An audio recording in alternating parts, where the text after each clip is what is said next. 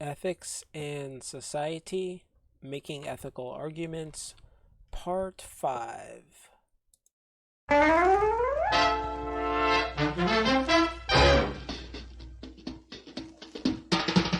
Oh, the time is now, the time is here. Now's the time for a bite of cheer. A tasty light where the price is right. Well, look a here, you'll dig this sight. The moment's handy for a piece of candy. Just name your brand, they're all so grand. Hey, what do you think of a nice cool drink? Or a big box filled with a popcorn thrill? Let your taste buds meet with an ice cream treat. Refresh yourselves, it's time to eat. So come on, folks, let's join the band as we all head for the refreshment stand. Intermission? Already? I'm hungry now. Okay, well, let me get going. If you need to run to get some snacks, just press pause. This is part 5. We're going to conclude this series with virtue ethics as we talk about banning smoking. Okay, so virtue ethics, we studied 2 different versions of virtue ethics, the Aristotelian virtue ethics and Native American virtue ethics. And we'll go through in that order. Okay, so before we do, there's a little problem.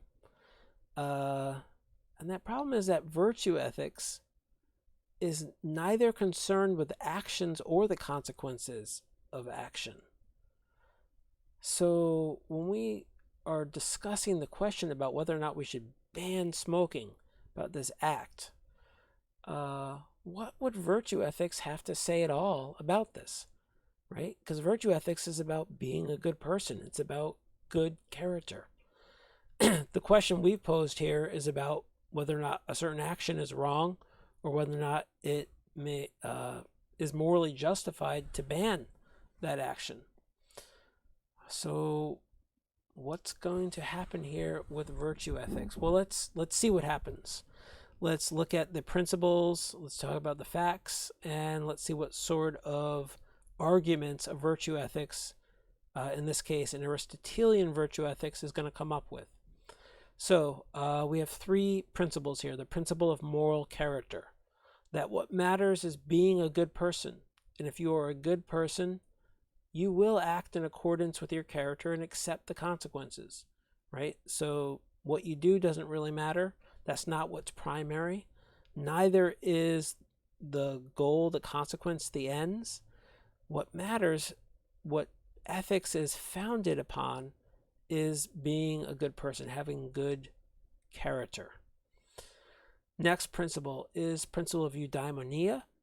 And eudaimonia was happiness in ancient Greek. And here eudaimonia in this principle is defined as flourishing. Right? And flourishing means to activate all our potential virtues and to deactivate all our vices. This is what it means to be happy, is to be virtuous. Okay, the third principle of the mean, moderation, the middle. All right, we call it by all those names. And the principle is that a virtue is a mean between 2 vices, one vice of excess and one vice of deficiency, right? This rule helps us to figure out what the virtues are by being able to place them in between 2 vices. All right, what are the facts? Well, for Aristotelian virtue ethics, the facts are the virtues of character, right? These are observations we make about people. These are good characteristics. And remember, we got 12 of them from Aristotle. Courage, temperance, liberality, magnificence, magnanimity, proper ambition or pride, patience or good temper, truthfulness, wittiness, friendliness, modesty, and righteous indignation. Right? So those are our facts. These are our virtues. What is virtue ethics? What is Aristotelian virtue ethics going to do with their principles and these facts when asked whether or not smoking should be banned?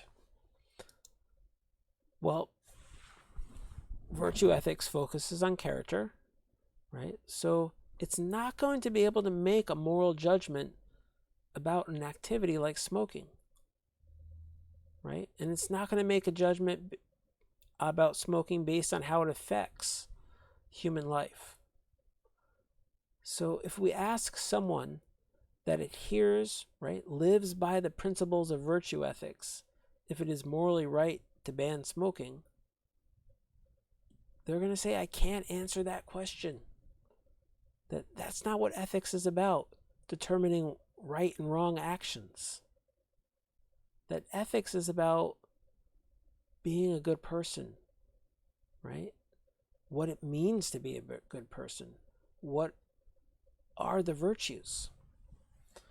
So it seems like we now have a theory that's going to resist the question. It's going to say, I can't answer it.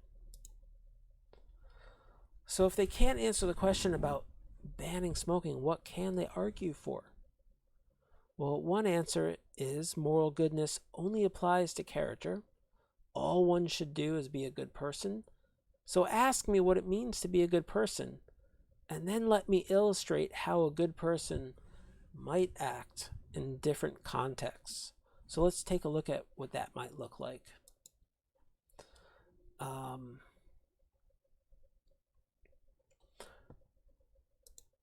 So, temperance, right? Being temperate means that you do things in moderation, right? Not too much, not too little, the right amount. So a good person would smoke in moderation, right? Never excessively. And remember, for Aristotle, moderation is sort of the key to everything, right? Because all virtues are a mean. They're in between too much and too little. Liberality. So a person who has this virtue, right, would be someone who's very generous, right? So a morally good person that smoked would always have extra to offer to others, right? Magnanimity. With this virtue, right, this is someone who's doesn't let little things throw them off edge, right? And so a good person, morally good person with this virtue that smokes would not become upset or angry if someone asks them to not smoke. They'd say, okay. It wouldn't be some great affront that they now would have to, stand up to. They would be bigger than that. Patience, good temper. All right, someone with patience, that would be a smoker who would always wait until it was the appropriate time and place to smoke, right? They'd have a lot of patience.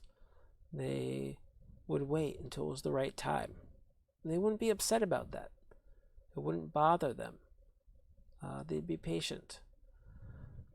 Truthfulness, right? So someone who has the virtue of truthfulness is going to be honest about things.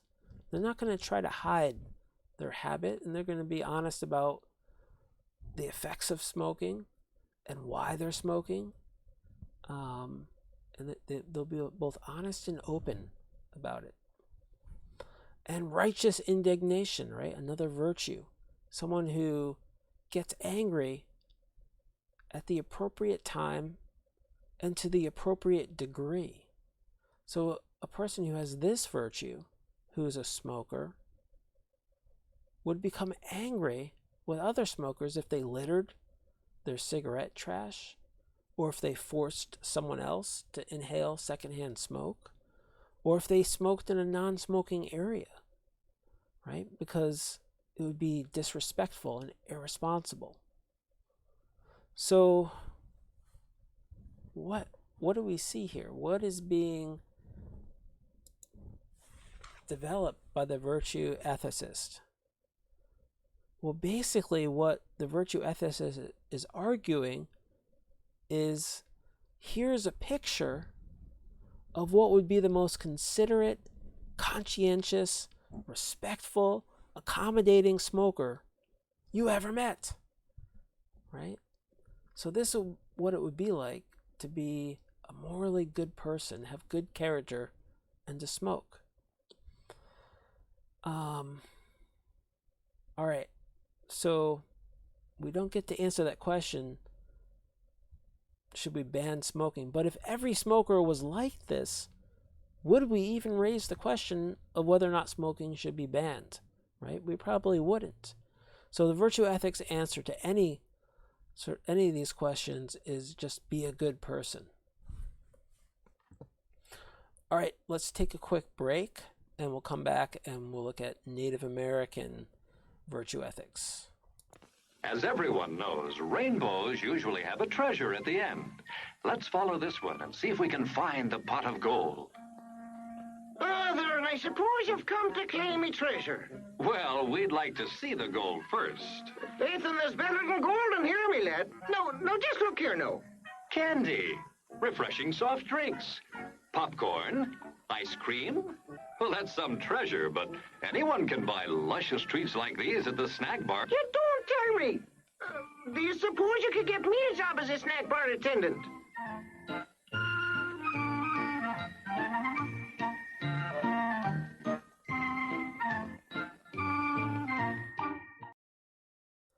All right. Well, you may see me working at a snack bar someday soon. Okay. So Native American virtue ethics, we're just going to put forward two principles. There's other principles, but we can just do it with these two. So we have, again, the principle of moral character, which any virtue ethics is going to have that as a core principle. That what matters is being a good person, and if you are a good person, you will do good things and accept the consequences.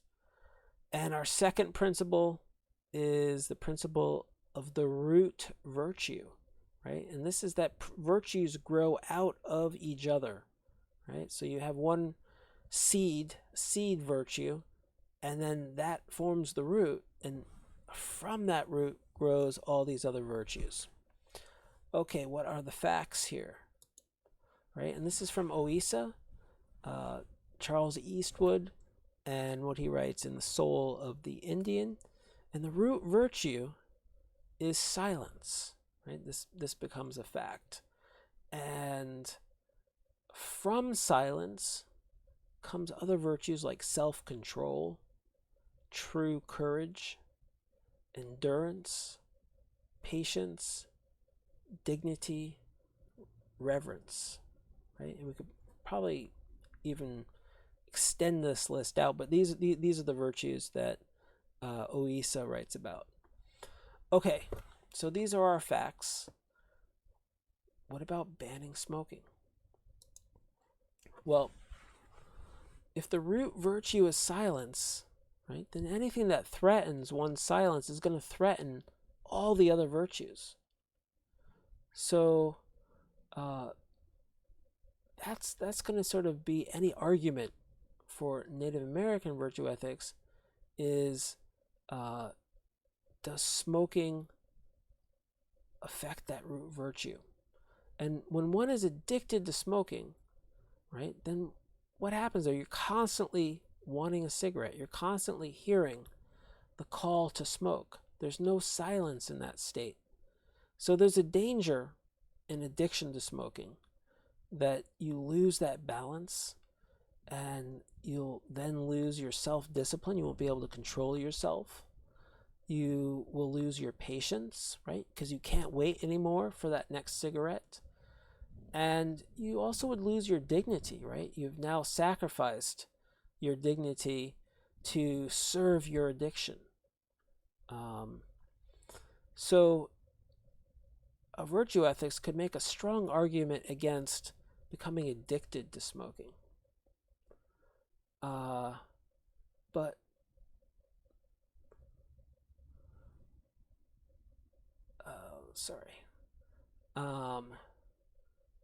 so we have limits, just like Kantian formalism. We have some limits here on smoking, that when it becomes an addiction, then it endangers your moral character. And when we look at smoking, So I just wanted to make one final point that when we look at smoking in Native American culture, that it's used in ceremony, it's a sacred act during spiritual rituals, or when you have an important meeting between different individuals, and that this would restrict it from just being a commonplace activity that could become addictive. Okay, so that concludes virtue ethics. We see that virtue ethics doesn't answer the question in terms of that we should ban smoking, but this is what it means to be a good person, and this is how a good person would act in different contexts. Okay, thank you. I hope you got something out of these 5 videos.